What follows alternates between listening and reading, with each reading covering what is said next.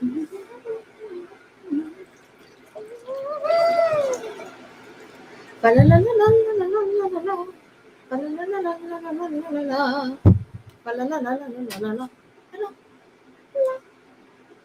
ladies and gentlemen. It is your girl Weebo Jones, and we are live.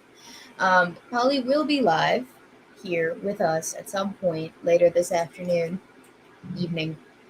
But he's gonna be a little bit late, which is fine. He's got real life shenanigans to deal with, so he'll be by when it is most convenient for him. We shall not rush the man. Mm,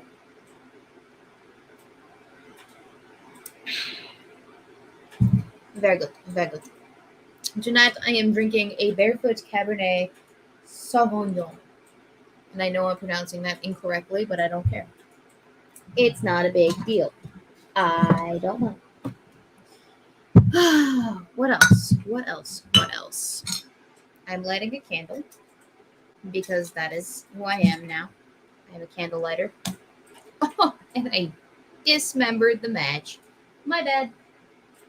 And I missed the trash can. My bad. And I'm about to try it again. I'm going to burn myself. There we go. I got it. Okay. All right. Let's try not to burn down the house, Weebo. You got it. I'm gonna need to get a new candle. This is actually my favorite candle. It's a mulled cider by Yankee Candle. 10 out of 10 would recommend. It sounds like I am drinking warm, hard cider.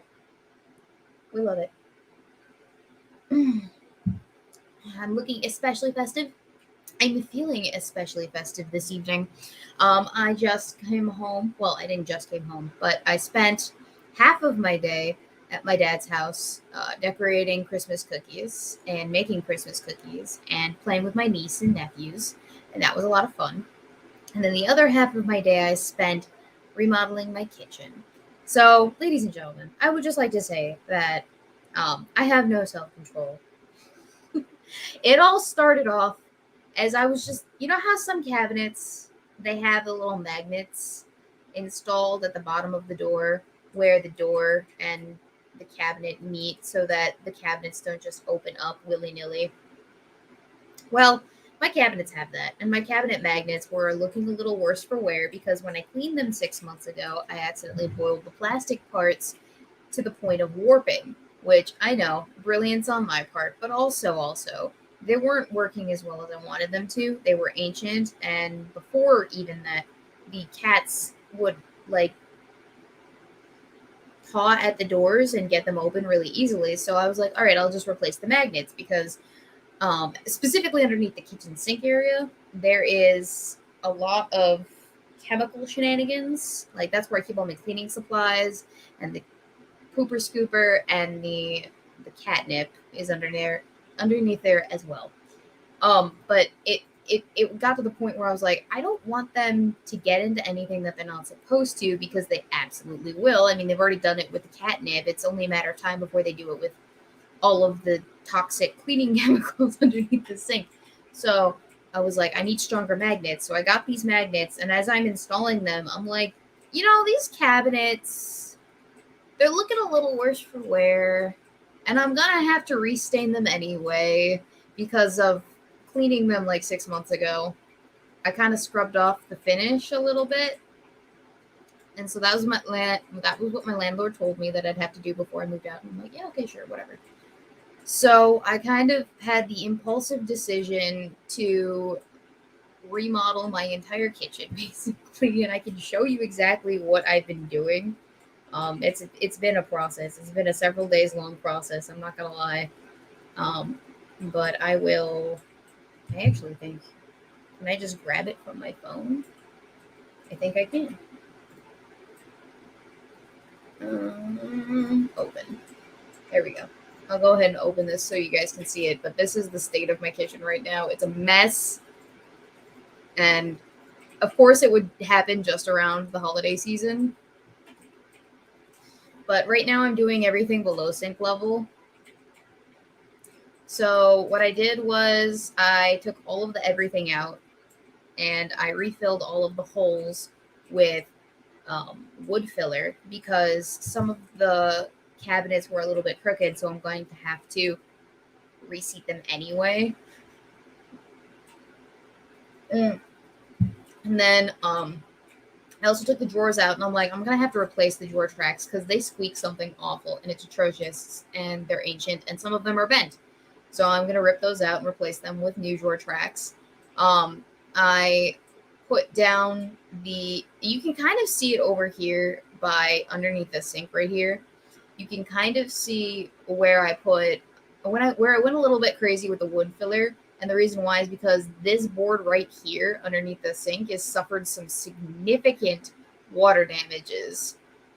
And so as a result, some of the wood got eaten away. So what I had to do was I had to scrape out the affected wood and then put down the wood filler over it because I can't just rip out this piece of wood. I'd have to rip out the entire cabinet, and that's not a level of that is not I'm not ready to undertake that kind of a renovation in this apartment because it's an apartment. It's not forever, obviously. What I'm doing is I'm dressing it up a little bit more nicely so that the packaging looks nicer. Yes, I do. I know I need new flooring. I'm aware. Um, that'll probably get done later on in the 2 years that I think I'm going to be here. And so right down here, there is a whole layer of wood filler across the entire board. And I'm going to stain it, fill it, and then probably put some sort of like mat down so that the next time we have a leaky sink, it doesn't get all over the floor or all over that board, and it doesn't eat away at the board, and it doesn't make that board like disgusting and atrocious, etc., etc. So that was another big project. I had to wait for that to dry, but everything else has already been stained. You can kind of tell that everything beneath sink level does not match everything above sink level, and I'm doing it in 2 parts. So before Thursday, I'm hoping to get everything below sink level done and good, so that after Christmas I can focus on everything above sink level. And the reason why is because I have company coming over on Thursday. I hope we're gonna play D&D for the first time, so it's gonna be a fun time.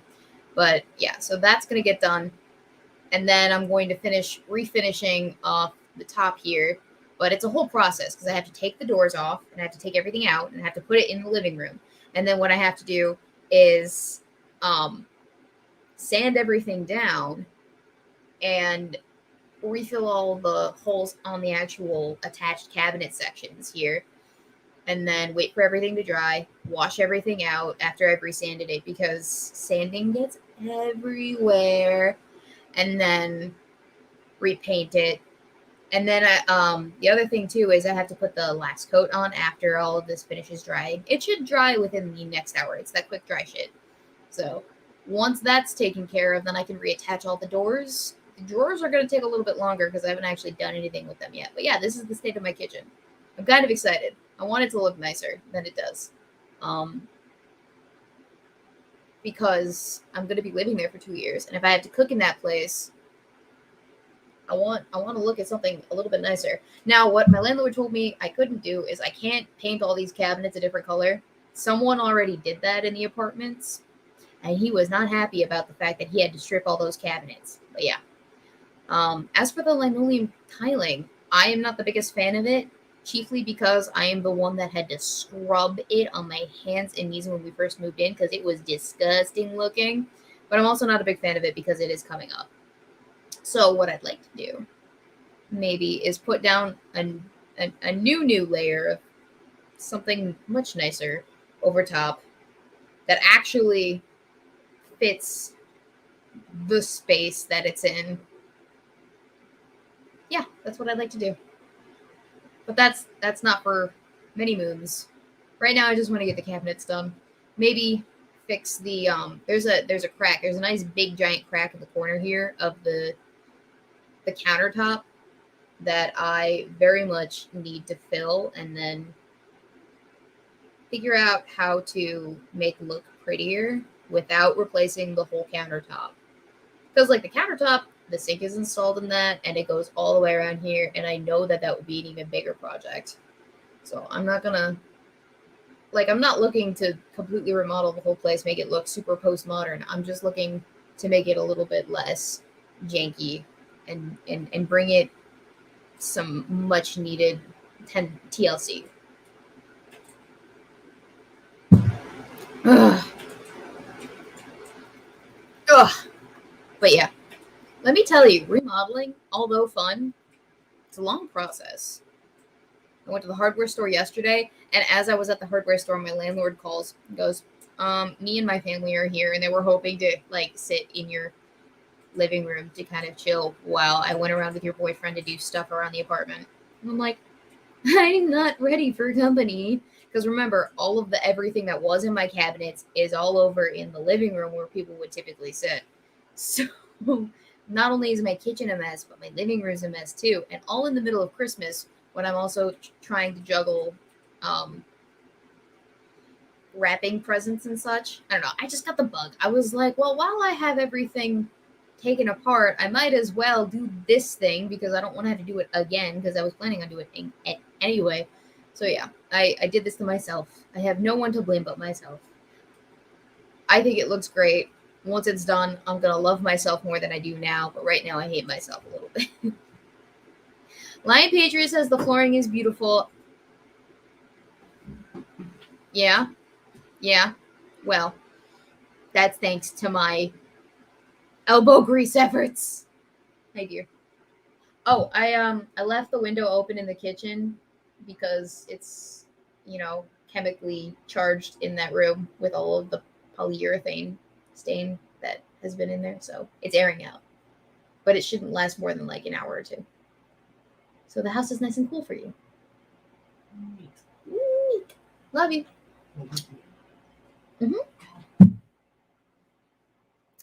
It's linoleum tiling, I think. Weebo, is that tile or linoleum flooring? Make sure it's not asbestos. Make sure whatever it's covered. Mastic or old tile isn't asbestos either. I hadn't considered that because this building, in fact, by the way, was built well before 1960. Yeah, I hate the flooring. I hate it so much. I'm sorry, Lion. I'm sorry. It's probably not going to last my tenure here at the apartment. I will see it gone in my time. You can also see I kind of started doing the windows as well, filling holes, because for whatever reason, when our tenants, whatever last tenants there were, they had drilled holes into the wood paneling up here around the window. And it, it's still there. So I filled them, and now I'm going to have to restain. I'm probably going to stain it the same color as the cabinets because I'm like, I'm not going to buy a whole new stain for the windows. It looks weird. I'm just going to stain it all the same color and then have that be the case for each and every individual house or apartment going forward as I move through the apartment complex. Yeah. If I will talk to the landlord about the tiling, see what's up with the tiling, see if it's got asbestos in it. If it does, then yeah, we'll probably end up doing that sooner rather than later. I love it. Merry Christmas to me. In other news, that's what I've been doing for the last 3 days, and I don't know why I got the bug that I did, the bug of cleaning and remodeling, but I did. And I'm glad that I did because it's my Christmas gift to myself. I really do enjoy these kind of little projects. And you know what? I probably should have started filming all of this. I probably will do it when I do that top half. But right now, I want to get it done and over with so that when I have company over, it's not like they're standing around instead of trying not to sit on all of my kitchen appliances, because typically all of my kitchen appliances would go all the way under here, but they can't because everything is out. I just have the insides to do because everything's already painted on both sides. The insides of the cabinets to do, and this one shelf, the other side of this shelf, the other side of this shelf, and then the drawer pullouts Those are the only things that I need to do. Other than and the floor over here. And then I need to reattach the things. The drawers will probably be done last because I still have to pick out the drawer sliders that I want. As you can see, they're a little bit weird in that the drawers, you can kind of see this one over here, but the drawer sliders were installed on the bottom underneath the drawer, not necessarily on the bottom on the sides of the drawer, but underneath the drawer. And I'm not sure how this is going to work with like modern day drawer sliders. And I don't know if modern day drawer sliders would be, if they could be handled, if these drawers could handle modern day drawer sliders because of the way that they were constructed. There's not a lot of wiggle room between the drawer and the side of the panel. But, we'll see. I'll probably end up just replacing the first one, this one over here, because this one's the worst culprit of all the squeaking, and it's the junk drawer. So it's the least used. It's the least used one when I'm cooking. So I will test the drawer slider hypothesis on this one. And if it turns out that I can use a normal one, a modern day drawer slider, then I will just replace all of them with that one. The other thing that I have to replace is the pull-out cutting board over here. You can't see it in the picture, but there's a little black slit right here where a cutting board used to be. I took that out because it's disgusting. So I'm going to have to get a new cutting board for that section. Because it would be nice to have like that extra sneaky counter space that I could use while I'm cooking. Instead of having to like reach over to the countertop, I can just pull out and use that as like a TV tray kind of style thing. But that was disgusting from like the last 80 years worth of cooking on it. Anyway, so them's my plans. Oh, hi, Eve. Hi, Travis Gardner. Hi, Assassins of the Gray. Weebo Jones, with all that energy, did you go to the range and confirm your zeros? I did not. I really haven't. I've been, well, like I said, it started off on Friday with me coming home from the post office and being like, I'm just going to replace the magnets. And then at that point, I was just like, I went a little crazy. I went a bit crazy, actually. Nuke YouTube, use Odyssey. You got to clean your cutting board, otherwise you're shoving grime up underneath your counter. Yes, I'm aware of that. See, okay, so this is...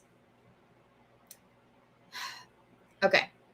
So my grandfather built a building back in 1950 something. It was before my dad was born because my dad remembers cleaning up the apartment complex when he was a young lad as well, same as me. But when my grandfather was designing all of the interiors for this building, he designed the underneath counter cutting board as like an extra apparatus. And so I grew up with the idea of, hey, use your cutting board, clean your cutting board because you're going to shove it under your counter, da-da-da-da. My grandmother has the same thing in her household because my grandfather also designed and built that house as well. So I'm aware, but here's the thing. This is an apartment complex. Not all tenants were created equal. I can safely say that with certainty, in fact.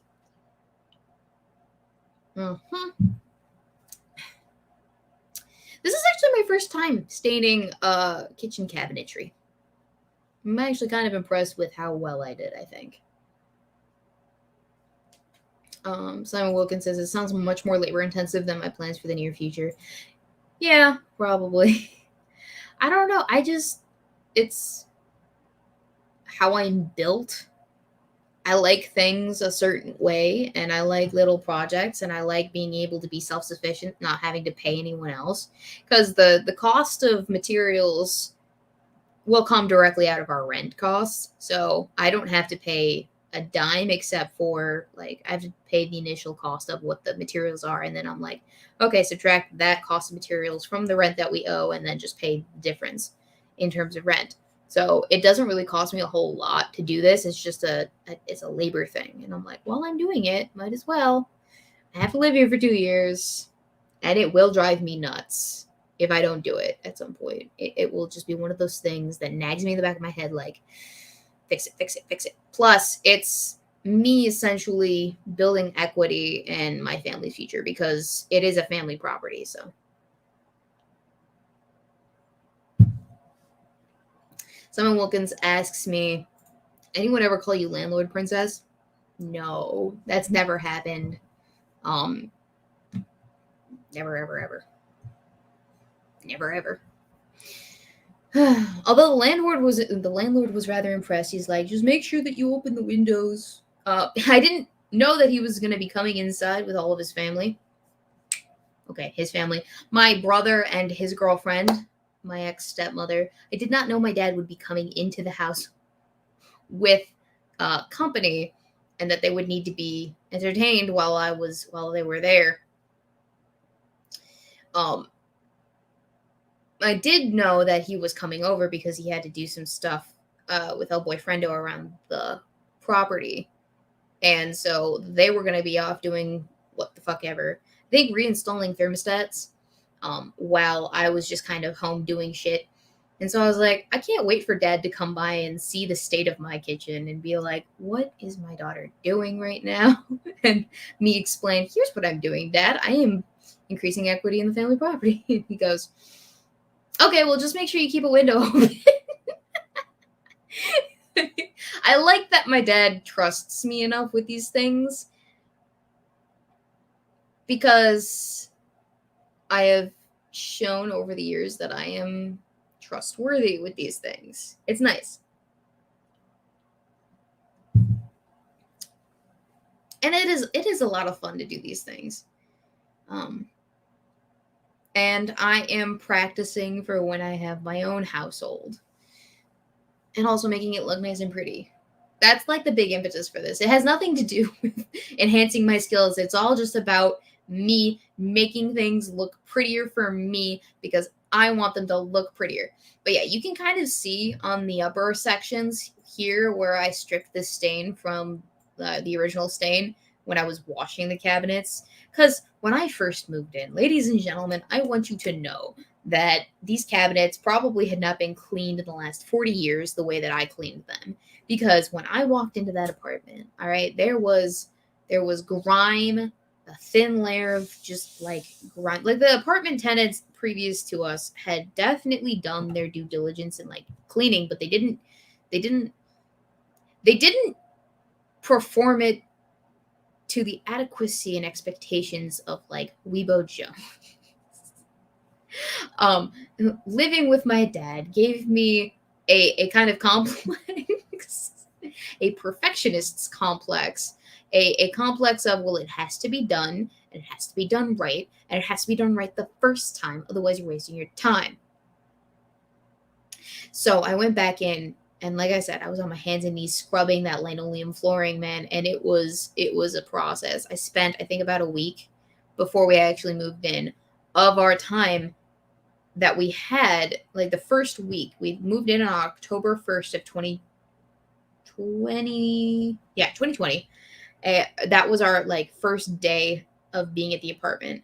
And then over the course of the first like 7 days, I went over after work every single day to clean some aspect of the apartment. So it was vacuuming.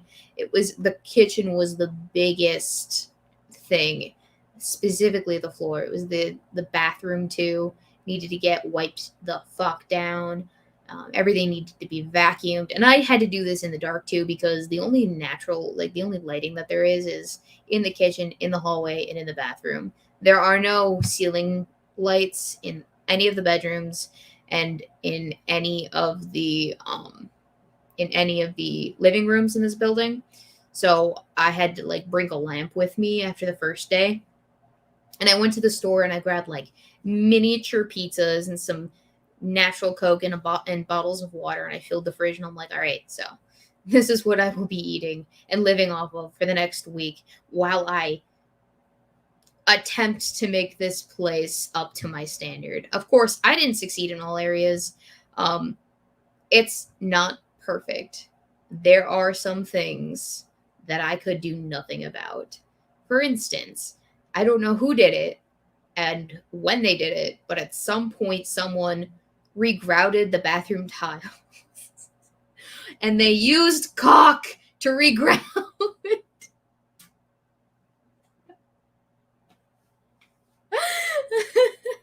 And so, if you're familiar with either of those terms, you know why that's funny. But if you're not familiar with any of those terms, grout is kind of like it's the sandpapery texture things that go in between the tiles in your bathtub or in your shower.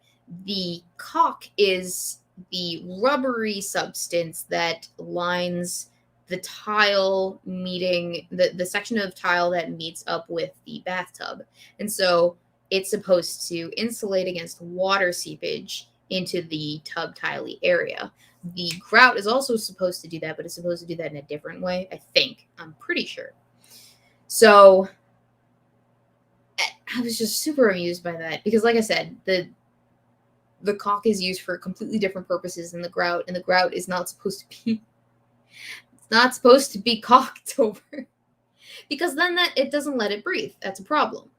As far as I'm aware, you're supposed to let grout breathe at least a little bit because it is more of a natural product as opposed to the caulk.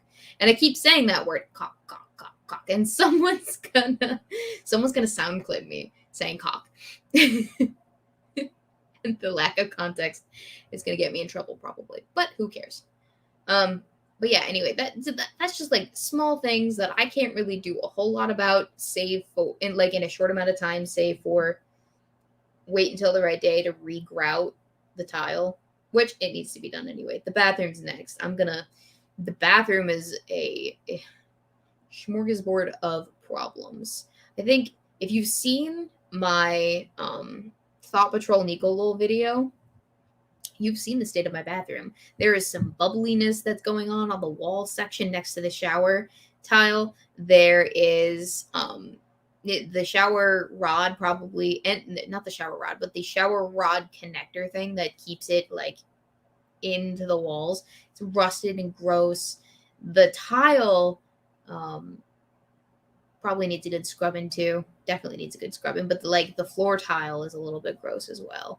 Not because I haven't cleaned it, but because it's seen years and years of use and probably neglect. There's only so much that we can do in between tenants. Otherwise, we start losing money because that apartment's not getting rented out. So it's a problem. But anyway, such is the life of a person who is the daughter of a landlord. I'm guessing that means the tiles will bulge and break. Probably. I have no idea what happens. I just know you're not supposed to do it. And I'm probably going to need to rip everything out and then regrout it correctly. Maybe I'll make El Boyfriendo do it. He likes to do stuff too. He's actually a little bit salty that I didn't ask him to help me on the project when I decided to. And I was like, babe, I'm not going to subject you to 3, 4, 5, 6 days worth of grueling work in the kitchen, renovating things as you are working overtime on the weekends and during our shutdown and even during Christmas as you're going to school over something that was just an impulse decision that I made without conferring with you. Yeah, I didn't talk to El Boyfriendo about this before I did this. The Assassin of the Gray says, I save my landlord so much money by doing repairs on the place. He likes me lots. Yeah, my landlord likes me lots too. For different reasons, but I think he enjoys the fact that I take care of things to the best of my ability and to some degree also improve them. What do you think of the idea of grouting shoes? Asked Simon Wilkins. Grouting shoes. I'm not sure what that means. Grouting shoes. Is that a thing that I've not heard of? What is that? Grouting shoes. Oh, before I get too far into this, thank you the next 6 minutes for the donation over on the Streamlabs, which is, by the way, linked in the description. He says, if my life were adapted into Bollywood film, would you and our boyfriend go to see it? Since I'm becoming the most popular Texan YouTuber in India, they almost have to make one. The guy playing me will be douchey looking though. Oh well, sub to Weebo. Yeah, guys, go sub for the next 6 minutes so that he's not like overtaken by Bollywood stardom, because it probably is, and it will go to his head. And then thank you to Travis Gardner, who donated to say, just don't get any Samsung appliances. Oh, God, no. I'm not. At no point in time will I ever upgrade the appliances in this apartment. Unless, okay, I say this jokingly, but with exception to the fridge, which, by the way, does not shut all the way. There is a large gap in the top section where the handle is that just, it glows perpetually. There is an open just gap right there. It won't close. I've tried everything in the book. It just won't close. So I'm thinking that the next time someone moves out of their apartment, hopefully the apartment across the hall, because then I wouldn't have to bring it up or downstairs. But I'm gonna switch out the fridges in both apartments because I have that luxury. I have the ability to do that. But they have a nicer, newer fridge, and I'm like, you know, I'm just gonna switcheroo these bad boys. And so that's what I'm gonna do. Switch the fridges. Of course, I have to get permission from El Boyfriendo as well, because he will be doing most of the heavy lifting up and down and over thresholds and such. But I think that he would be okay with this. Hopefully. But yeah, that's what I'm thinking will happen. Other than that, once the microwave goes out, Dad said that we're not replacing the microwave, so we will not have a microwave to that point, which will make my life so much more difficult. Or I'll just go and purchase one of those shitty microwaves from Walmart. Or I could find a microwave that someone's selling on Facebook Marketplace to replace my microwave with. And it'll be a microwave that doesn't continue to run when I open the door. Did I adjust the fridge door hinges? A little bit. We had to. So the issue isn't so much that it's not lining up properly. It's simply that the door magnet strip that serves to seal the fridge doesn't want to function properly. I mean, of course, the other thing is too, the door hinges are rusted shut. The door handle shakes like a motherfucker, and no amount of screwing in the door handle will work because the screws are stripped. So yeah, that fridge is on its way out, despite my best efforts. What else?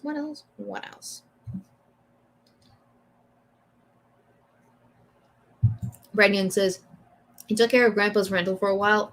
Someone I thought I knew that lived there was so nasty. Yeah, no.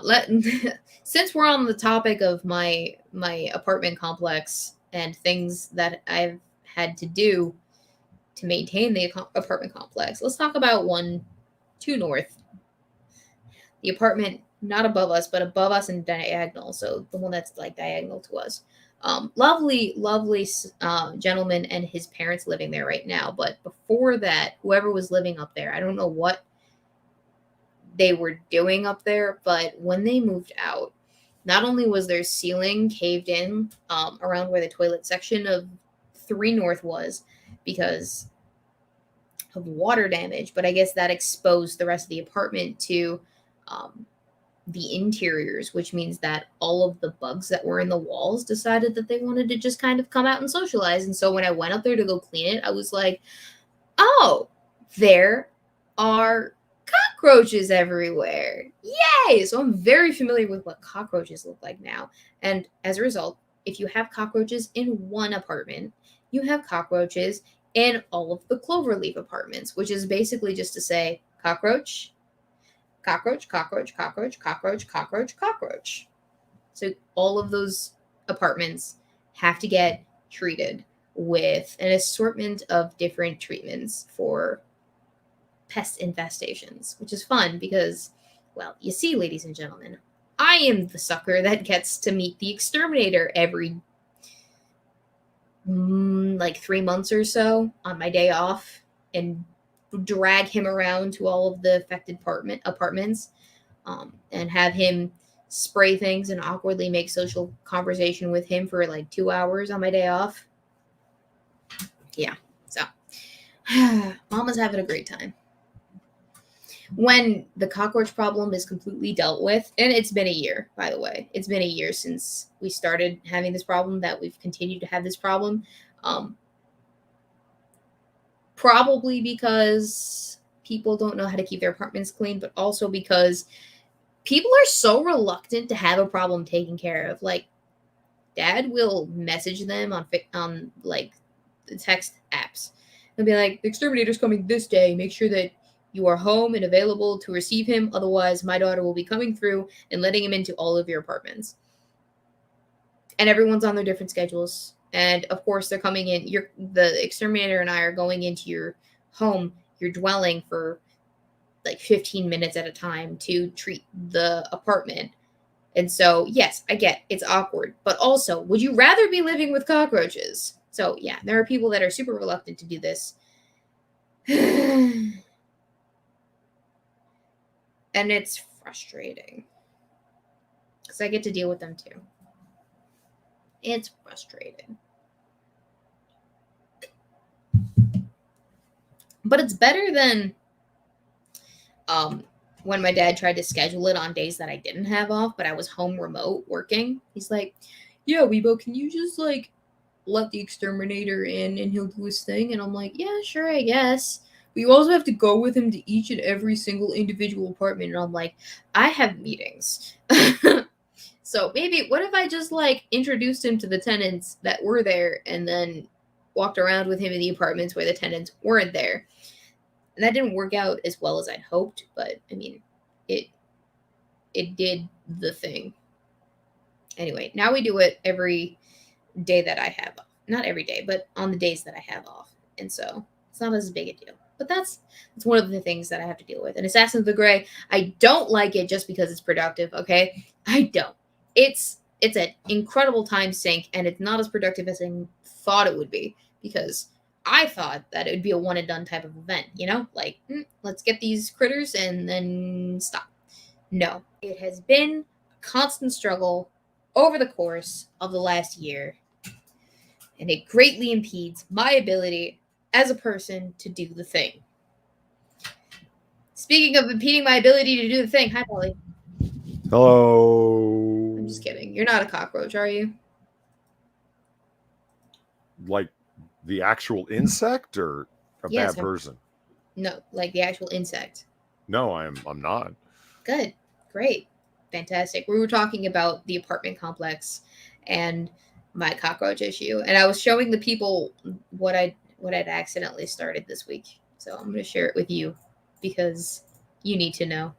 Started remodeling my kitchen a little bit. Just a bit. Just a little bit. I'm restaining all of my cabinets, as you can see. Really? Yeah. Huh. Doesn't it look pretty?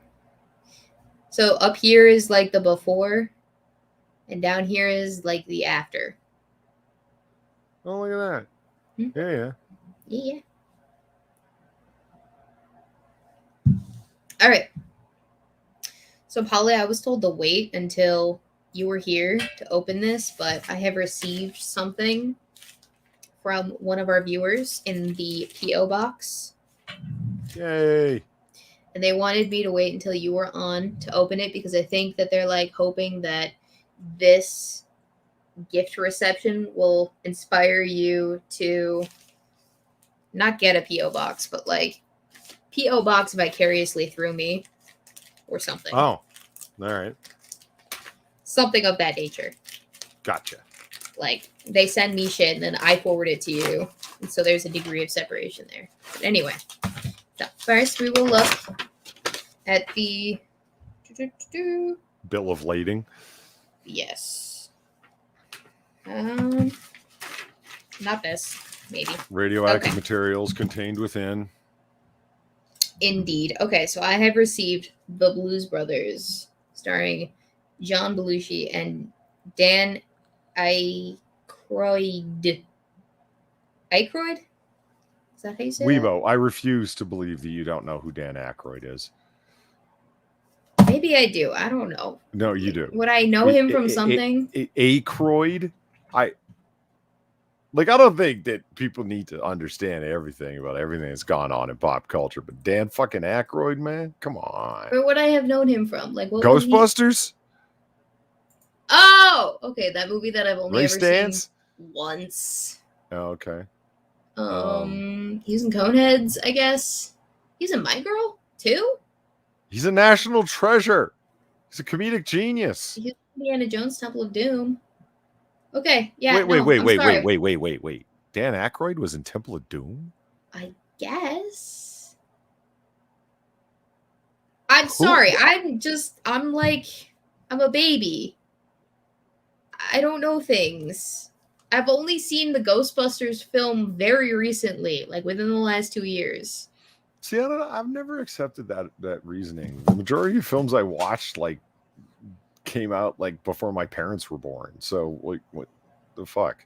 I only watch what so I'm a product of my upbringing, and so I've only watched what my dad had us watch growing up. And much of what I watched growing up, even though I remember some of it very faintly, I probably couldn't tell you the name of the movie, the actor that was in the movie, etc., because I was just, young and stupid, and I didn't retain a whole lot of that information because I didn't think it was relevant. I was a zombie, zoned in to the movie, and that was it. And then once those 2 hours were up, it was bedtime, and I was like, fine. But a lot of the movies that we watched were like action-y movies, and let's see, he did a lot of westerns, some old-timey stuff, like really old-timey 1950 shit. Oh, Jesus James Christ, Bond. he was in Temple of Doom. I had to know. I couldn't not know. Yeah. He's the it's a bit part. Like he must have been in there just to say he was there. Yeah. Okay. Dr. Jones, I am Earl Weber. I spoke with your assistant and managed to secure 3 seats, but there might be a slight inconvenience, blah, blah, blah, blah, blah.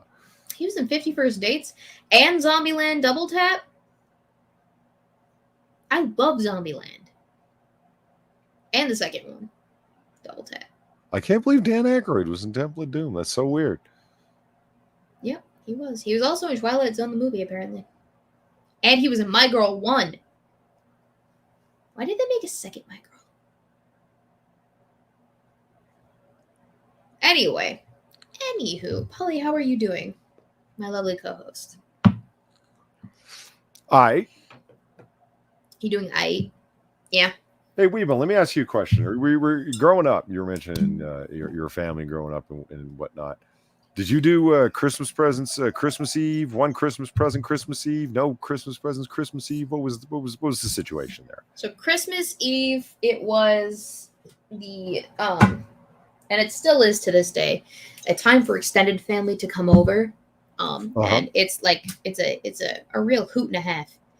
Big dinner, lots of appetizers, socializing, and we do a white elephant present.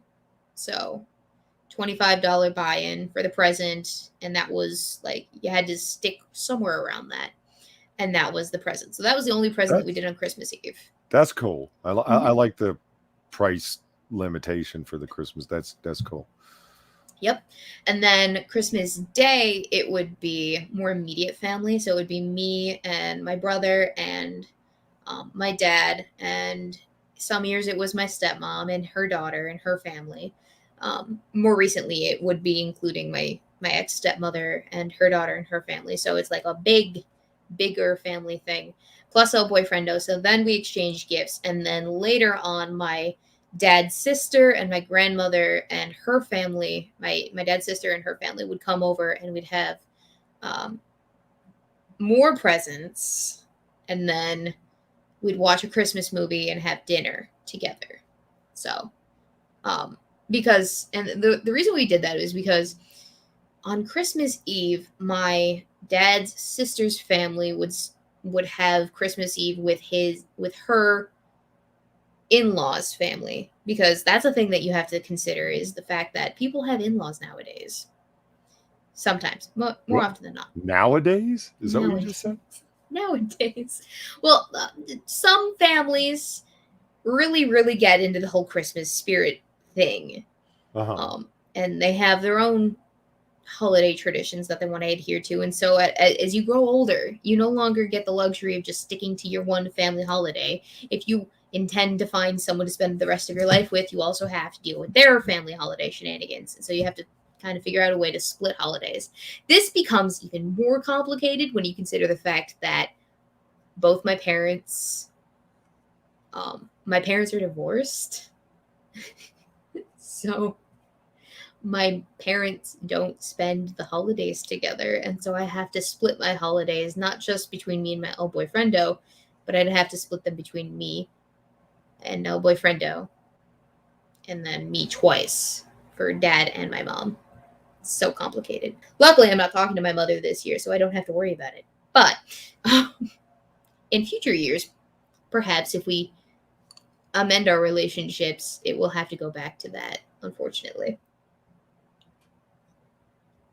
But yeah, most of the time presents were done the day after Christmas Day, not Christmas Eve.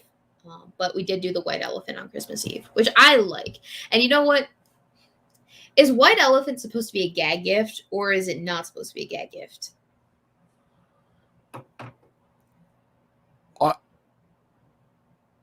You bringing that up right now is like the first time. I don't know. The answer is I don't know. I go on for a long explanation. First time I've heard that word and phrase in so long associated with. I don't know. White elephant or gag gift? White elephant associated with. It's supposed to be a white elephant gift, and I'm like, I don't know what that. I don't. Okay, see, I always thought it was a gag gift, but last year, after I bought a collection of shitty romance novels to use in the white elephant, I was told that it's not supposed to be a gag gift, and that you're actually supposed to get something that you would want to receive from a person. And I'm just like, well, that doesn't seem like fun. I kind of enjoy the aspect of laughing about shitty gifts after the fact. That's what I thought, Eve. It's always a gag gift. But no, yesterday or last year I was told,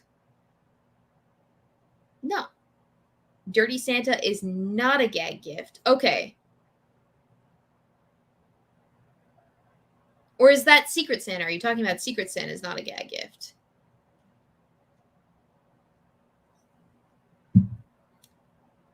I don't know.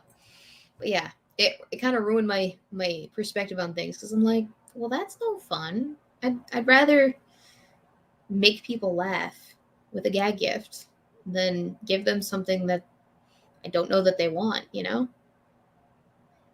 You know what's funny is I don't know when it happened, but a few years ago, certain members of my family decided that they wanted to take an aspect of the white elephant grab bag gift and escalate it. So you know how white elephant present giving works, right, Polly? I have a good idea. Okay, so I'll briefly explain it for those in the chat that are unfamiliar with this concept. But Cool. essentially, everyone brings a gift, a present, inconspicuously or conspicuously wrapped. It doesn't really matter, but you bring a gift, you wrap it so that no one knows what's in it, and you put it in the middle in a pile for people to grab. And so then you go around the room, and people either have the option to take one from the middle or steal from someone else who's already grabbed a gift. And then if they steal from someone else, that person then has to grab from the middle or steal from someone else who wasn't the person that stole from them. And in that way, you just kind of randomize exactly what it is that people are getting. Part of the appeal is in the wrapping aspect, like how the present was wrapped. You can kind of maybe entice people to grab a gift as opposed to not. So, what my family started doing a few years ago is rigging the presents with layers of wrapping paper.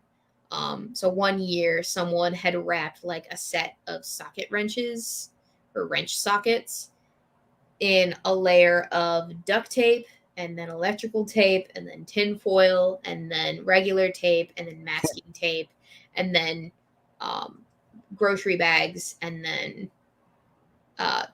was the actual wrapping. And so it didn't look like what it was, and it was incredibly difficult to open up. And so that was a pretty fun year. The year after, they stepped up their game and they incorporated booby traps into the actual process itself.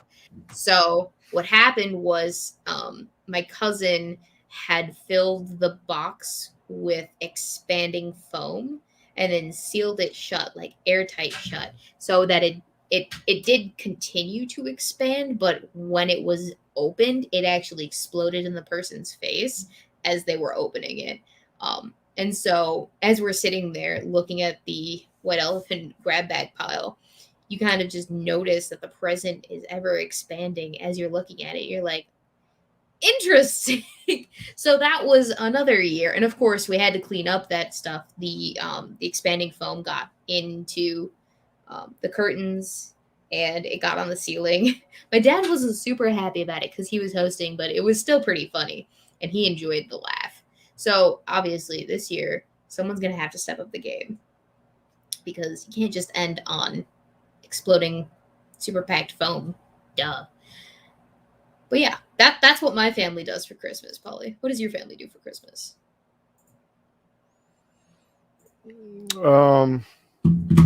Dredge up the past, air grievances, yell about inconsequential trivialities. Interesting. That's fun. Are you being serious right now, or are you just being facetious? Facetious. You don't sound very facetious. If that is the case, I'm sorry, Polly. You should definitely come to my family's Christmas if you want to have a good time. What was I going to ask? What were you going to ask? I like the idea of booby trap presents. That's funny. As long as they're not glitter bombs. Glitter. No, that's too basic. My family wouldn't do the basic thing. They're all. We got a bunch of engineers. It's not just basic. It's evil. Like yeah, Far says, fucking glitter is the herpes of the craft world. Once you have it, you can never get rid of it. Yeah. No, I don't think anyone would actually glitter bomb the place because you can always anything else you can always vacuum up or scrape off or whatever, but glitter is forever. That's what I'm saying. It's great. It's like herpes sores. They just never really go away. Thank you, Shady Grin, for the purchase of a sticker, the mouthy drooling sticker. I appreciate it. Brad Young says, "At least your family speaks to you, Polly." There is that. Well, okay, I hear you, but they're speaking to you, and then there's like, "Fuck you, just sitting there for?" Like, I mean, technically that's speaking to you, but I think most would prefer the silence. Yeah, because then you're not getting accosted by angry words and such. So yeah, that would be nice. I guess. Accosting. Indeed. Like that word. Yeah. Eve goes, I hope you like this damn thing. Yeah, she's here because I harassed her into recording something because she was late on giving me her talent material for the variety show. And you know who else was late, chat? Well, the difficulty is I realized that I had no talent, and that kind of it's not even a talent. It's slowed the process. Literally anything. It doesn't even have to be super great. It just got to be something. 2 minutes in length. I know you can do that. You did a whole 6-hour video. Well, you know what? Dedicated to a color that was just barely black. Well, Weebo, Please don't do that for the variety show. Well, no, I won't do that because you don't repeat art. Everybody knows that. What? Indeed. This tab is using your camera or microphone. Well, thank you for telling me that. Indeed. Right. Oh yeah, Eve says, "Oh no, Mr. Dub, if I come up with something, you can too." I gave her suggestions. I was like, Eve, all right, you know what you can do? You can do a hiccup sing along to a Christmas song, or a horror movie edit of The Grinch, or a video fails compilation, or puppy bloopers, or a meme edit compilation. You know who else couldn't come up with content? Monkey. Monkey couldn't come up with content, so I gave him an assignment. I said, I want you to record this, and I will cut it together as a commercial bit. And so that's what he's been assigned to do. So yeah. I need to think of something to do for Satsu. And be like, just Satsu, record something and give it to me, and I will cut it together, and we'll call that your contribution. Because Satsu also couldn't come up with anything. And I'm like, these bitches are YouTubers and people who do content, and not one of them was like, I can do this. And you know what? I blame myself. Well, you know what? I just thought of something, actually. I know something I can do. It'll be less than 3 minutes. I can do it in like 60 seconds fucking flat. Yeah. Aren't you doing this Jerry's Kids Telethon or whatever the fuck it is, like in January sometime? No, I'm doing it on the 29th. 29th, okay. Yeah, the 29th. So you have until the 29th at the latest to get me your shit. You have time. You just gotta do it. All right, I'll do it. All right. I came up with okay, you know what? Fuck, if you want to take my own content and cut it together to make it seem like I'm a jackass, go the fuck ahead. Do it. I don't care. Just give me something. And yeah, chat, I'm opening this up to you too. If you want, send me your best 2-minute to 3-minute what the fuck ever. The only stipulation is that it can't be super political, all right? Keep it light and classy. This is the holiday season. We're going to do joyous things, all right? It's a fun time. No, you had until the 17th. I asked for it the 17th, but the 29th is when it's happening. I just needed time to be able to, like, put everything together. I didn't want it to be last minute, all right, people? I didn't. I really didn't. But I'm doing it the 29th. I'm giving you till the 29th. That doesn't mean put it off until the 28th and turn it in on the 29th. That means do it and do it now. Do it now. I feel like I'm a teacher hunting down students for their late and missing assignments. Right. But to be fair, I will say some of my best quality work was done on the last day that it was like capable of me doing the thing in college, and it was some of my best work.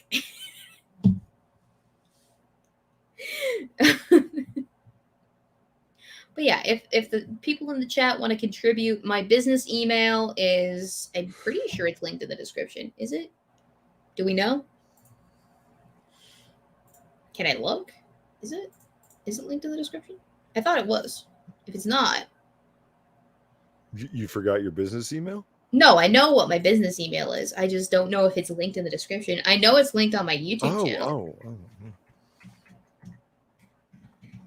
Just remember, guys, the variety show is just like, it's, the purpose is to raise money for veterans. So if we can get people in the seats in order to donate, all that money goes to veterans this holiday season. Like, that is the purpose. It's not to pad the runtime necessarily. Preferably, I like it to be 2 hours. I can talk for 2 hours if necessary. I'd prefer not to. I like the idea of doing an MC kind of thing with, pulling in some other people so that I can promote their channels as well and make, this a community effort and use their talents to help raise money, get more recognition. It's for fun. It's for charity. It's a good time. Anyway, there is my business email. It is in the chat, and I am putting it on the screen here, so that'll be a good time. I'm excited. I'm going to dress up. I'm going to wear a Santa hat. It's going to be a good time. Thank you, Eve. And I will even make some other shenanigans to put into the thing. I have a few ideas here. Some of them are half-baked ideas, but they're ideas nonetheless. And if you have a promo that you want to send me for a show that you do, so like for instance, Polly, you do AAA streams and Noir Bar. If you have a promo that you would like to use, like as a promo, commercially type thing, because we'll have commercial breaks, feel free to send it to me and I will use it. That's not your All right. contribution. I was watching an Omegon video the other day. Yeah. And he showed one of your tweets. Me? Yeah, you. And he said, I think I agree strongly with the opinion of Weebo Jones. And I was like, oh no. Wait, what video was it? I need to see this. I'm looking at his channel right now because I'm trying to remember. It was either stop using Stan Lee to sell NFTs or Hassan Piker banned on Twitch. I can't remember. I binge watched a whole bunch of Omegon because he's doing like 2 videos a day for like the past little while. So maybe it was like the vegan teacher one. I can't remember. It wasn't the soup launcher. Was it Jesse Smollett? I'm looking. No, it wasn't his son. Hang on. I want to find out. I'm glad that YouTube does the whole like preview thing. And I was like, yay! Far and I were watching it together, and I was like, I also like Weebo. And she's like, I know! Weebo's great! I was like, I also like Weebo. Alright, it doesn't look like it was the Hassan Piker. Weebo. I knew that when I initially decided to use that as my name, I would regret it greatly. Alright, it doesn't look like... I don't think it's that one, the Stanley one. I'll ask Far. She'll remember. She doesn't drink as much as I do and sleeps hours. She sleeps for at least 5 hours. Yeah. I wish I could get like 5-hour stretches. If I have to watch like the last week's worth of Omegon content to see what he said about me, to see this. Well, he's one of my favorite content creators. That's not a bad thing. You make it sound like you're gonna have to go watch my videos or something. It's fine. No, it's just it's not that it's a bad thing. It's just, like if I have to comb through 2 videos a day for the last 2 weeks, I will. He's on a kick of or a theme of whatever happened to or where are they now for certain people. Exhibition of Stupid People number 155.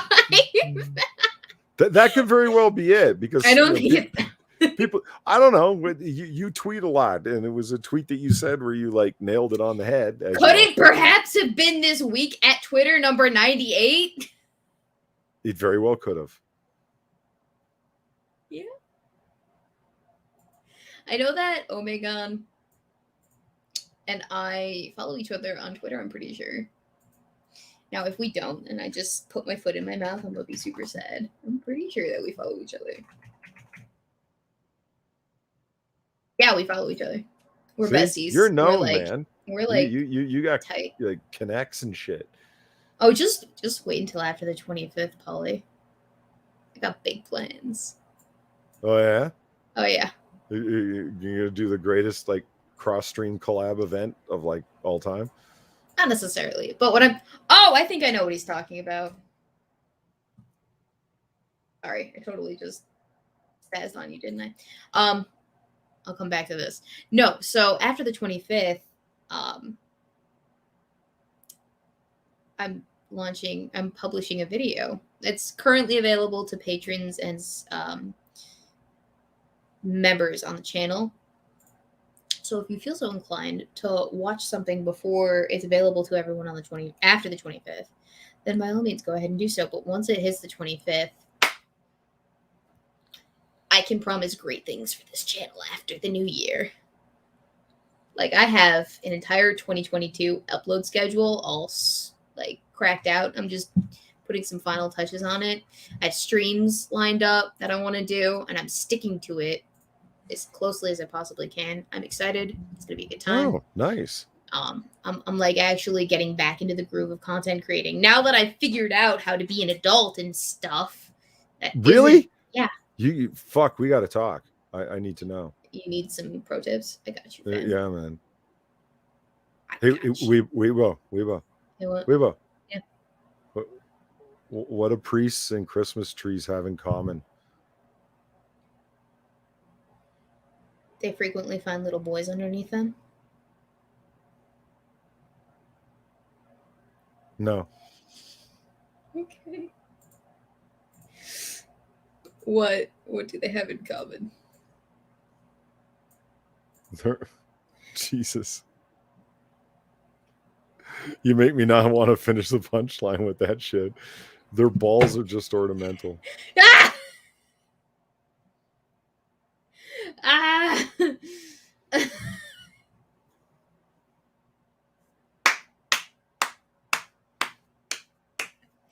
Sorry.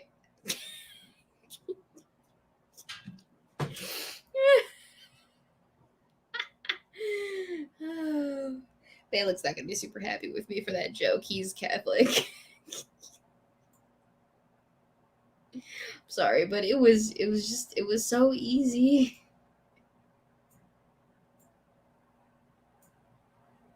And no, I don't think I'm finding this tweet from Omegon.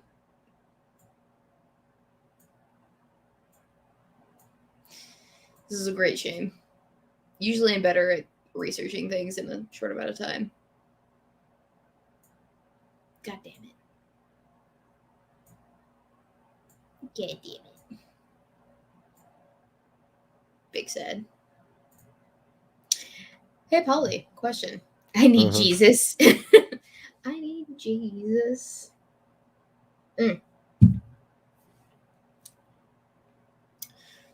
Did you know that inflation is actually good for us? I've heard that. Indeed.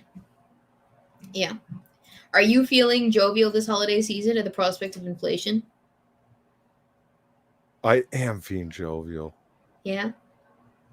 That's good. That's good. That's good. How has inflation affected you this fine evening or this fine year? Just curious. Have you found yourself not wanting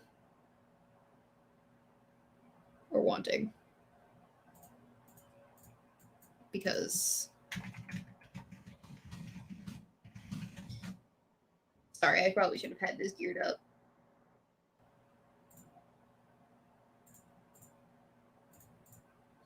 Here you go. Here's an article that says that inflation is good for you from November of this year.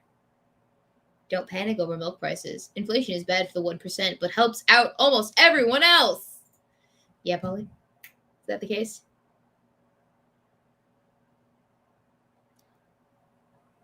I'm just. Do you know want to talk about it? Okay, bye. Have you found your holiday expenses more expensive, Weebo? Not just holiday expenses, but literally everything. More expensive. Gas is more expensive. Groceries are more expensive. The only thing that's not as expensive is electricity, and it's probably because the weather is colder, and so we have to spend less energy cooling down the apartment. Like, I haven't had to turn the heat on once this year, and we're perpetually in like the 32s, the 37 degrees Fahrenheit. But that's because we are situated right next to the boiler room. Like, the wall behind my bookshelf is the boiler room. And what does the boiler room do but heat the rest of the complex? So we don't have a heating problem. We have a cooling problem. Everything is fucking hot all the time.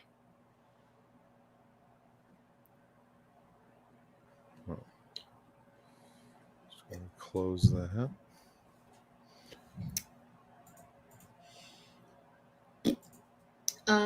This Shady Green goes, I didn't realize I was in the 1%. Oh, are you finding yourself advantaged by the rising prices of literally all of the things ever?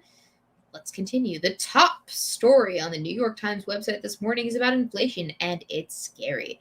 Inflation spiked in October, sinking Washington's hope that price gains would slow down. The Washington Post led with a similar call for alarm. Prices climbed 6.2% in October compared to last year, the largest increase in 30 years as inflation strains economy. Television, which follows the lead of the Times and the Post as surely as death follows life, will now produce many more peculiar segments like CNN's botched portrayal of the impact of inflation on a large Texas family that buys huge quantities of milk. Okay. All right.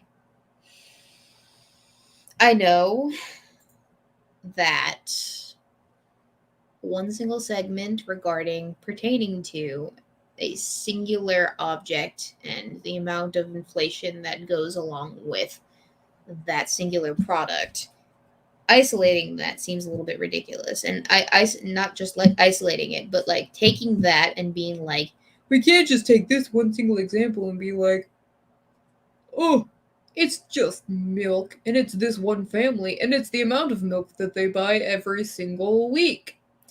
Okay. But take that and put it to a more practical approach. The average person's grocery bill consists of, well, mine typically is fruits, veggies, some sort of carbohydrate, a fuck ton of meat because we're protein addicts in this household, maybe some beer, bottled water because Chicago water is fucking shit, and creamer, coffee, what else? Laundry detergent if we're running low, and mostly it's just vegetables and meats, right? But every once in a while you have to buy your odds and ends bits of product like detergents or cleaning solution or toilet paper or paper towel, etc., etc. And if the cost of any one of those things goes up for any reason, sure, it's not that big of a deal. But if the cost of every single one of those things goes up by a marginal percentage, say 6.2%, in a $100 grocery bill, right? So a $100 grocery bill times 6.2% plus 100, that goes up to $106.02. Multiply that by 4. Multiply that, because you're going shopping like what, once a week. Multiply that by 12. You're spending $5,097 on groceries. 97.6. But if you're just spending $100 on groceries, and that's a year annually, right? Here, let me show you what I'm doing, ladies and gentlemen.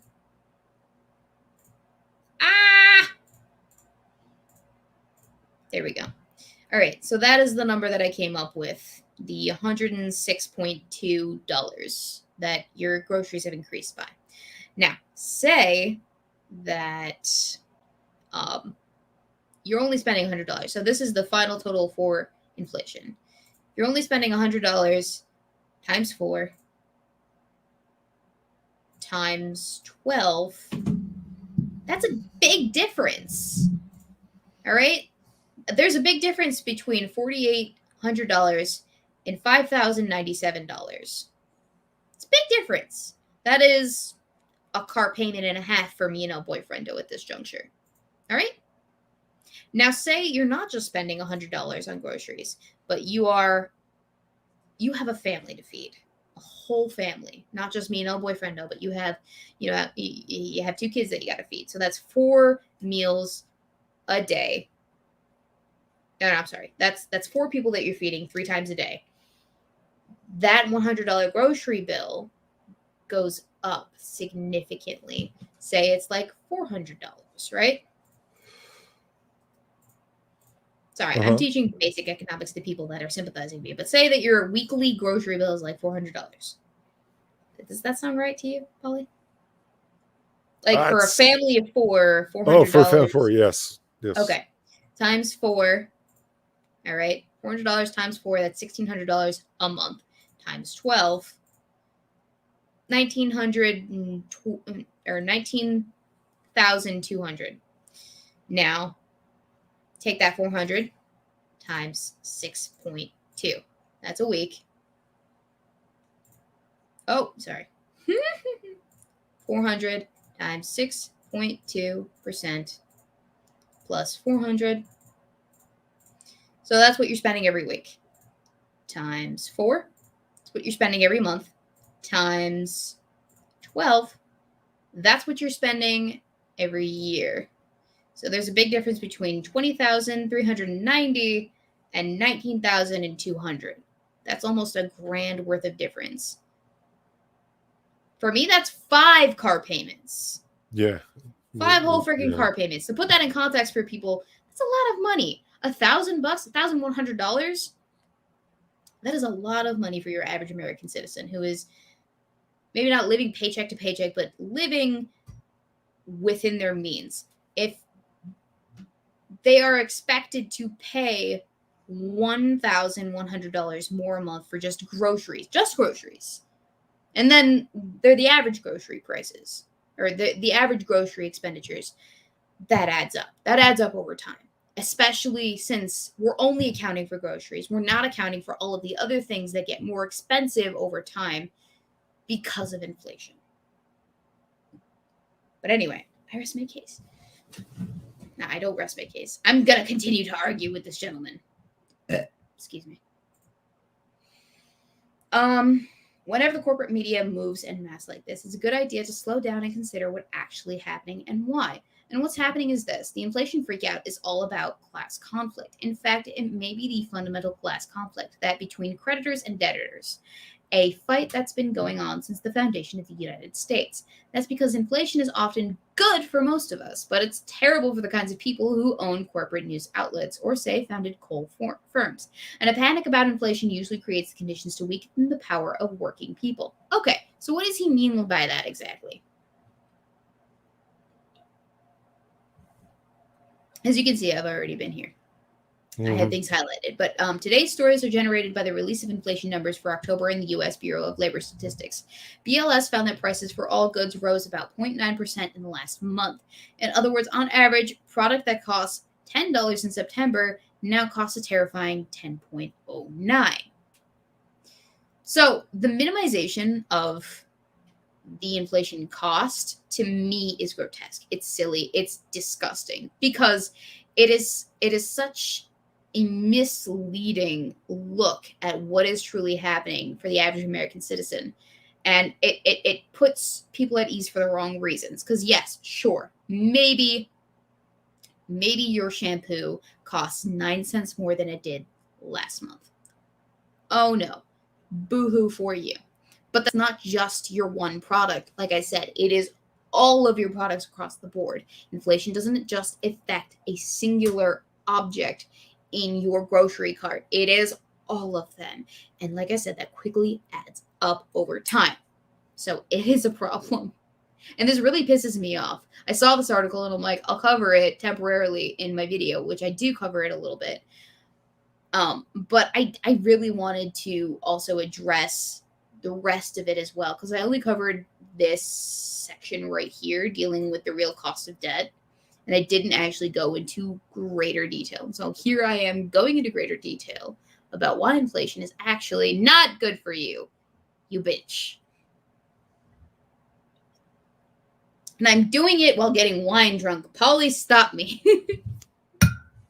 I'm not an economist, but I feel like I have a better grasp on the economy than this young gentleman, fine dandy, Mr. Dandy here. Polly, what are you drinking tonight, by the way, before I get too far off my rocker? Oh, Jesus, I haven't had anything to drink. Drink your water, Sonny. Yeah, I will be drinking my water. I like when I DM'd you, I was driving home after only about an hour's sleep and a full day of running around in work and dead tired, and I am Gotcha. Not at my cognitive best. That's fair. So you want to cut this at an hour and a half then? That gives us 11 more minutes, roughly. Sure. All right. I will keep it brief. I'll do most of the talking. How about? Okay. If that makes you happy and if that's preferable. I can do both. Do you think Kamala Harris is going to do another Kwanzaa video message? Did she even celebrate Kwanzaa? Like, actually, genuinely, do you think that she's ever celebrated Kwanzaa in She her entire life? claimed in her last year's one that she celebrated Kwanzaa every year growing up. I mean, I nor most people I don't think believed her, but do you think that the fact that Kwanzaa was made up within the last 60 years? By somebody who went to jail for kidnapping and torturing and sexually molesting a woman. Indeed. You think that holiday. Maybe has any bearing on the concept itself? No, not at all. It's not just made up. It's made up in a bad way. I mean, it's just a token holiday. Yeah. Let's see. The 7 virtues of Kwanzaa. It's just so badly made up. Like the Hallmark people could have done a better job. I mean, but to be fair, it was a week later that she was lighting a menorah candle. Like she's whatever you need her to be, you know. Oh no! Apparently, Kwanzaa has candles that simulate like the whole menorah thing. Here, look. If I could actually get it to work correctly, here you go. So I looked it up because I was curious. But yeah, look, Kwanzaa's got the whole calendar thing going on. Or not calendar, but the candle thing going on. You see? Yeah. That's what I'm saying. The 7 virtues and this. It starts on December 26th and it lasts until January 1st. Hey. Kwanzaa is the celebration of community, family, and culture, established as a means to help African Americans reconnect with their African roots and heritage.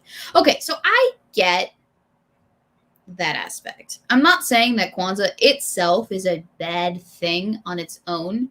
I'm not even saying that the person who originally created Kwanzaa has any bearing on what it means today symbolically. I mean, you can separate the idea from the person, right? That we should be able to do that. You should be able to separate the art from the artist, essentially. I've always been of that mind, is that you can still enjoy things. Celebrate the holiday from the rapist. Got it. Exactly. Yeah. I mean, the idea is sound. The originator, probably not, but you can divorce the person from the thing that they created and still enjoy the thing. That's part of compartmentalizing. And I know that there are people out there that do have an issue with being able to do this, but we do this with a lot of things, actually, in our everyday today life. Even if some things we don't know about, but even things that we do know about. I mean, you enjoy Kellogg's cereal, right, Holly? Kellogg's cereal? Mm-hmm. I guess. Okay. That's pretty broad. Kellogg's cereal, just in general, you enjoy. Fruit Loops is Kellogg's, right? Yeah, Fruit Loops. I like Fruit Loops. Okay, you like Fruit Loops. I like Blueberry the most. Does the fact that the original guy, I don't remember his first name, but the original Kellogg's person who originated the company was pro male genital mutilation, does that sour the taste of Fruit Loops for you any? Yes. Oh, it does. Okay. Did you know that was a thing before I told it to you? No. Okay. So you and Far got to get together. You were like the masters of ruining things for me. I was like, I like Judy Garland. I've got a Judy Garland for Noir Bar, and she's like, yeah, it's too bad she killed herself. And I was like, what? she told me this on a live stream, and I was like, what? I remember this story, actually. It pulled the rug right out from under my joyousness. And then what was the last one she did? She did it again. I don't know. I forget. It was like some cartoon character or whatever, and she goes, oh yeah, did you know that the guy that Six White Boomers, the song Snow Whitey Boomers over the Australian sky, the Australian Christmas song. She's like, it's too bad the guy who wrote that fucked children. I'm like, what? Why do you keep doing this far? Let me just ruin everything for you. Yeah, and then Weebo jumps in the game and it's like, oh yeah, you like Kellogg's? Yeah, he like crushing nuts. Like, oh. No, not necessarily. He's just pro circumcision. Like to an extreme. From what I understand. But okay, so the fact that this man is dead and that was something he supported in life, but that is no longer a part of the company, does that still sour it for you?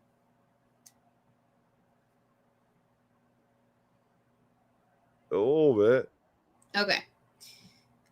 Now, where does that line of thinking end? The idea of a person is the thing that they create, and every single bad thing that they've ever thought, that they've ever advocated for, that they've ever done in their entire existence is a symbolic representation in the thing that they produce, the thing that is their legacy. Okay, well, where does that line demarcate? Because if somebody has a company and they're like,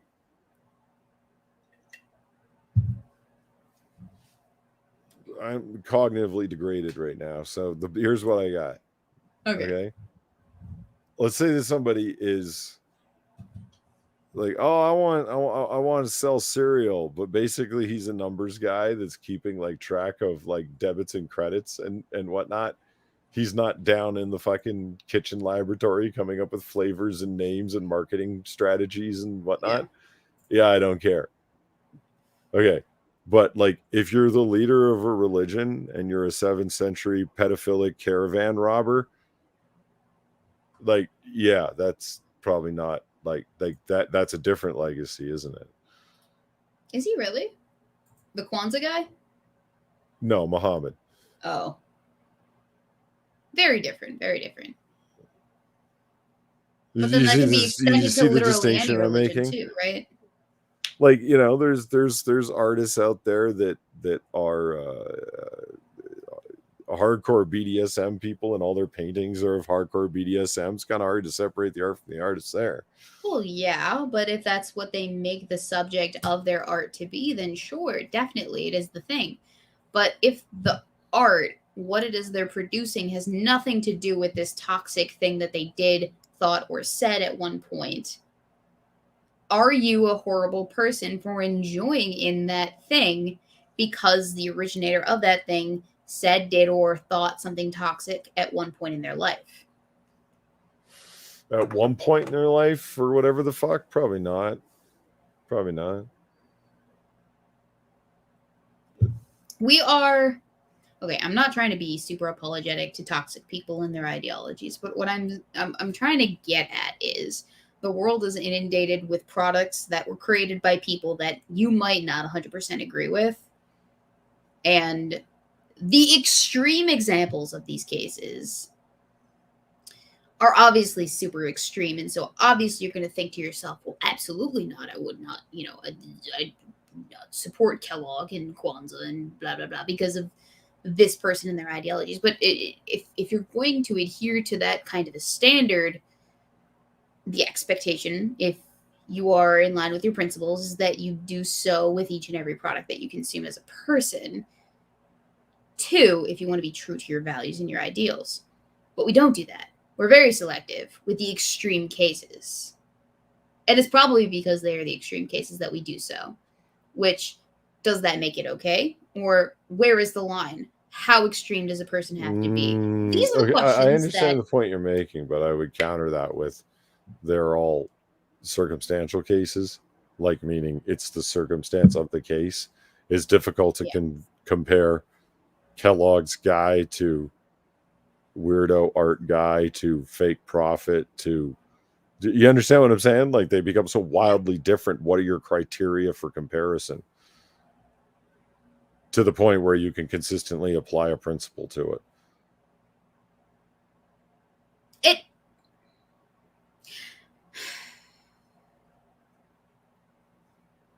Now, I'm not trying to convince people to not support things or to support things that they wouldn't otherwise do so.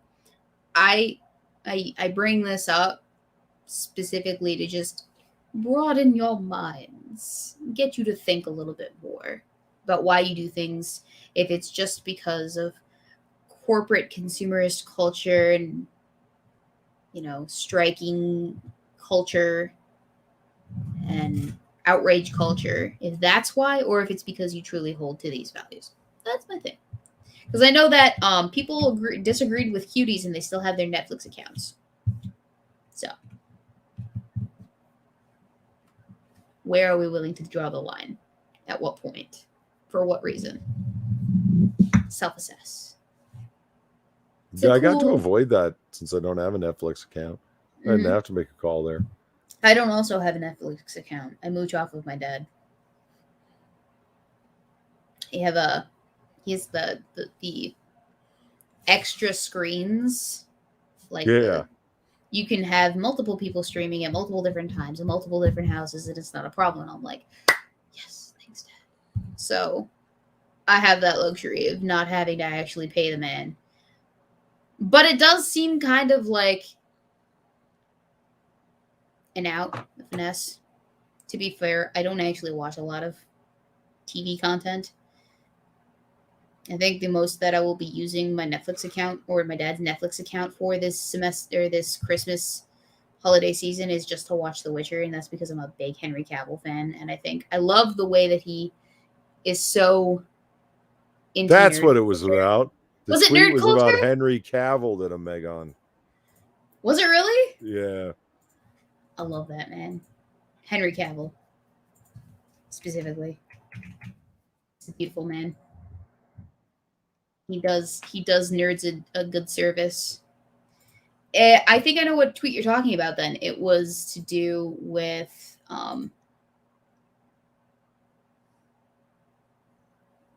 more people dedicated to the thing involved personally and liking the thing that they're working on, etc. was the general gist of what you said. Yep, found it. We're going to watch it before we sign off tonight. Okay. Because I already found it. I went out of my way to do the thing. All right, hang on.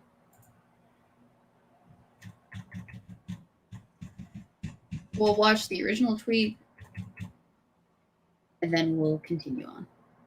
It's one of those butterfly things, but not a butterfly. Can you hear? Yep. Okay. Stud? Is that what we call it?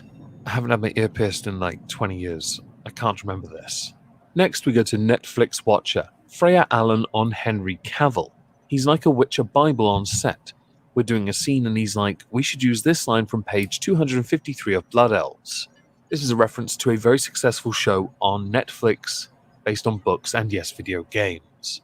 If you haven't read the books or played the games, watch the show instead. If you don't want to do that, just read the tweet, all right? There's a reason I'm mentioning this.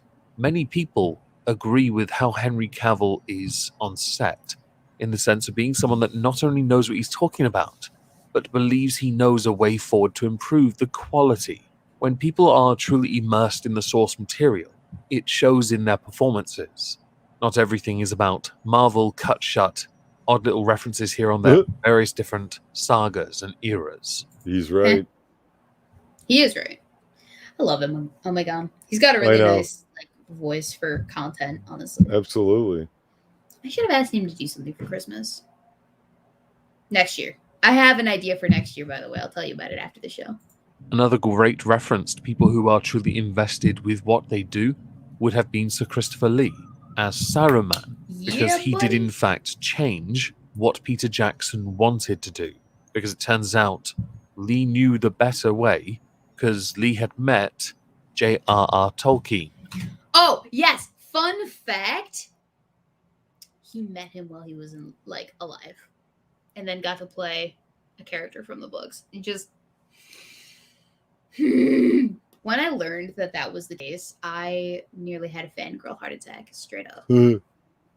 He knew better, and he was right. So in the respect of people who are immersed in the material making or being a part of a production, I tend to agree with Weebo here. if we had more Weebo. tourists on set for adaptation. I love me some Weebo. I love me some Weebo too. Fuck it. I tend to agree with Weebo here. If we had more purists on set for adaptations, the world would be a better place. I think the quality of And I like how he got me. Weebo. He got me with this name. Jolly is the asshole with his side of the nut house.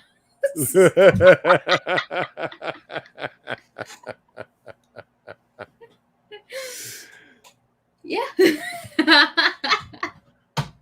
Omegon's reading your Weebo tweets. Indeed. This is how you know I've made it, boys and girls. Christopher Lee. Oh yeah, apparently Christopher Lee had a metal album. That I heard about, but I've not heard it. So I've heard it. Because Zelthor like sent me a whole bunch of links. He's like, do you know he's got like a metal album that's all about Charlemagne? Not the 5'1" bitter racist moron, but like the first Christian king of Europe.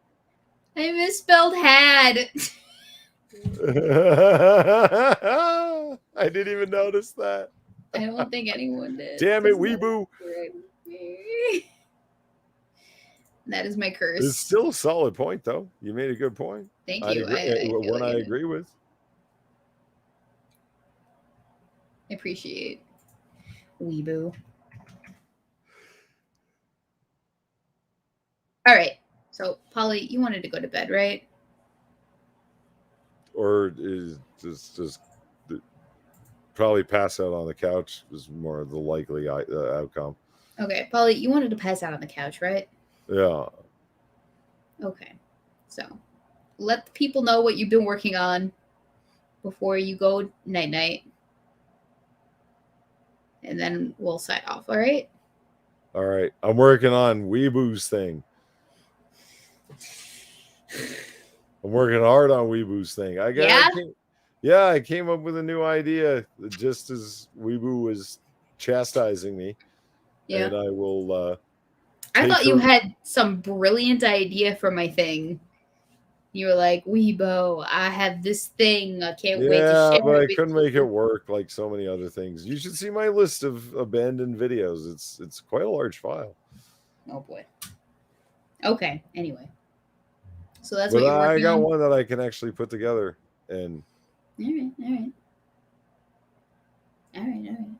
And if you can't come up with anything, let me know like 3 days beforehand and I'll send you an assignment, a voiceover assignment. I'll just have you record something and I'll be like, all right, this is what I will do for Polly's contribution. I'll read Christopher Lee's heavy metal Charlemagne lyrics as if they're like slam jam poetry, spoken word. Oh, God. Oh, bless you. Thank you. I died a little bit, a lot of it actually. All right. In the meantime, ladies and gentlemen, boys and girls, fugitives of all ages, thank you for coming out tonight and for donating to myself and Polydub. We deeply appreciate it. Thank you for the subscribers, the likes, the comments, the subscribes. I already said that, and all of the things. We deeply appreciate that. 100%. I have things in the works. The Christmas variety show for one, but also the other video that I have been working on for the last month or so. That'll go live after the 25th. Not 100% sure exactly when, but it will be after the 25th. And I look forward to you guys seeing the fallout of that video as it comes out. Otherwise, we'll be back here next week. Sunday, December 26th, same time, same place, right, Polly? Unless you have other plans. No, on the 26th, I don't. All right. Same time, same place, same otter, same face. I've been your host, Weebo Jones. This has been my lovely co-host, the otter, Polly Dubbenstein. And we have been a cocktail hour. Thank you so much, and we'll talk to you later. Good night. Have a good night, everybody. Yay, Merry Christmas.